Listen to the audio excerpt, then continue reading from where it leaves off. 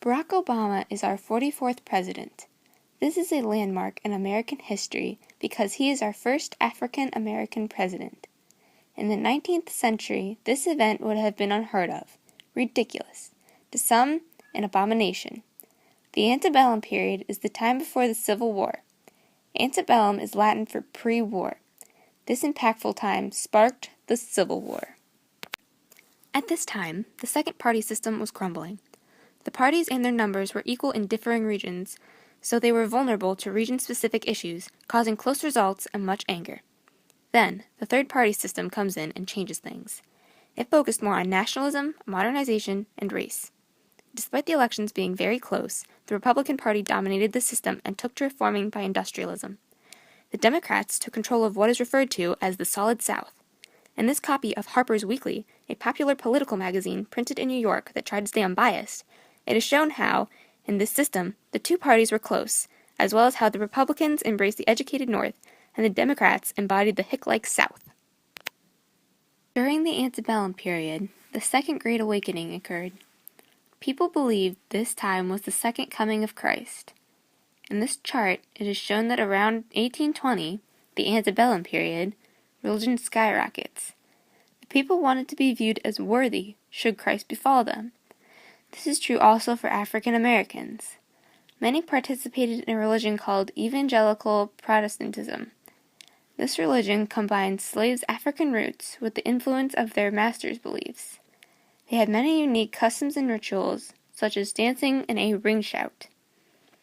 Slaves also rejected predestination, as well as any Bible passages encouraging unthinking obedience. The Second Great Awakening enforced religion throughout this era. Since America was just 13 original colonies, it was expanding. This chapter of the Antebellum era was called expansion. During this time, many fiercely believed in what is called manifest destiny. This was a belief that America was destined to stretch from sea to shining sea. As an 1848 copy of DeBow's Commercial Review states, "Have not the results in Mexico taught the invincibility of American arms? The North Americans will spread out beyond their present bounds. They will encroach again and again upon their neighbors. New territories will be planted, declare their independence, and be annexed. We have New Mexico and California. We have Old Mexico and Cuba. The Isthmus cannot arrest, nor even the St. Lawrence. Time has all of this in her womb. 100 states will grow up where now exist but 30. This shows just how passionate people were about extending the American borders. They were willing to fight and believed religiously that their America would grow much, much larger. In this time, however, slavery was becoming a bigger issue. As people migrated westward, new settlers took their slaves with them. Some people were against this idea and wanted it to be outlawed in the new territories. Others saw the new land as farming territory and that slavery was necessary. This expansion increased the number of slaves imported to the United States. Slaves who tried to rebel were severely punished. In the photo, a slave named Gordon is shown. Slaves were beaten severely, often killed by the action. This photo is of a slave who, although not killed, was forever scarred, showing the brutality of slavery. This was one of the reasons the Civil War was started.